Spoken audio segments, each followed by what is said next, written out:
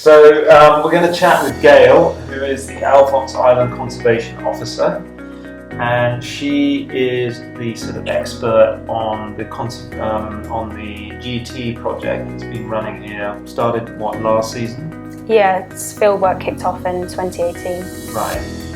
Can you just explain in simple terms how it runs, what happens? Yeah. Etc. So we're collaborating with some researchers from the University of Massachusetts, and they had a lot of expertise in the field of acoustic telemetry, so that's been really useful.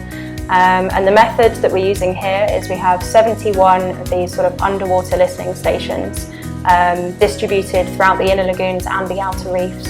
Which you put in last season? Yeah, which we have essentially stuck onto mooring blocks and sunk to the seabeds. Right. Those have to be manually downloaded every 6 months to pick up that data. Right. And to do that, somebody dives down and picks up something. So we scuba dive to each of those 71 sites, so you can imagine it's quite time-consuming fieldwork. Yeah. But it's really interesting to see. We've got 74 Giant Trevallies that have been tagged with acoustic transmitters so far. We've got, I think, another 6 tags to put out. Right, okay. I mean, isn't there another type of tag as well? Yeah, so we're also simultaneously running a pit tagging program, and these tags are slightly simpler. They're basically like a microchip. Right. And they're really important for evaluating the recapture histories of fish. Okay. And ultimately, we might be able to actually estimate the population size using this technique. Right. So far, we've pit tagged, I think, around 300 fish. We've only seen 5 recaptures during this study, which is really interesting. Slightly less than we might have anticipated. So this could be an indication that it's quite a large population, or it could be an indication that the fish are very hook shy after they've made the mistake once, kind of thing. Yeah. So let's just talk quickly about, so you catch a GT with one of you guys in the boat, because it's got to be done with you. So ICS, the NGO that I work for, has done training workshops with all of the Alphonse Fishing Company guides. Oh, right. So they are all trained in the process of pit tagging. Right. So whenever a guest catches a fish, they will pit tag it, and they also take a waypoint on their GPS watch so that we can actually look at angling pressure across the ecosystem and where that pressure is. And the acoustic tags need surgery? The acoustic tags do require a surgery, Right. So that has to be done You. exactly by somebody trained. And you slice the fish open where? Just on the bottom, it goes into the body cavity. Okay. And you sew it up. Takes what, 5 Just minutes? stitches up. Yeah, it takes just less than that, not very long at all. Right.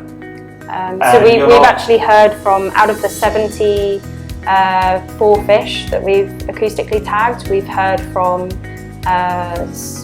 61 of them. Right.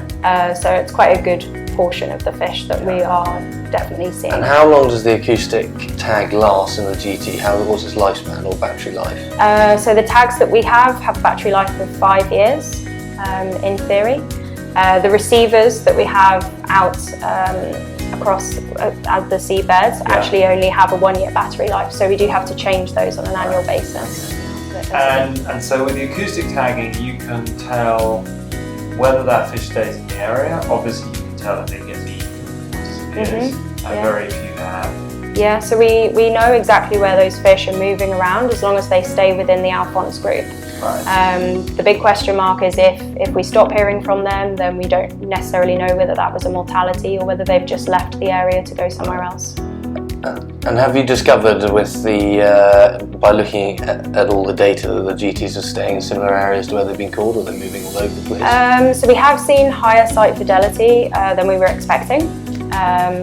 So in general, most of the fish, 72% go between lagoon and reef habitats. 19% stay on reef habitats and 9% are lagoon only so far, but we are seeing higher site fidelity, which does sort of make us think about management actions like area closures and how to have the biggest conservation impact with those kind of actions.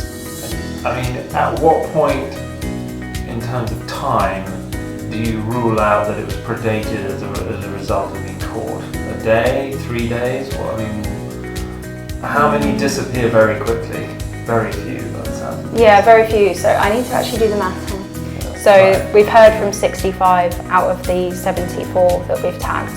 So there's very few that have sort of disappeared Right. from the system. Well, that's great. Well, I look forward to hearing more news. Yeah, more to come, I'm sure. Yeah, thank you. Thank you. Thank you very much.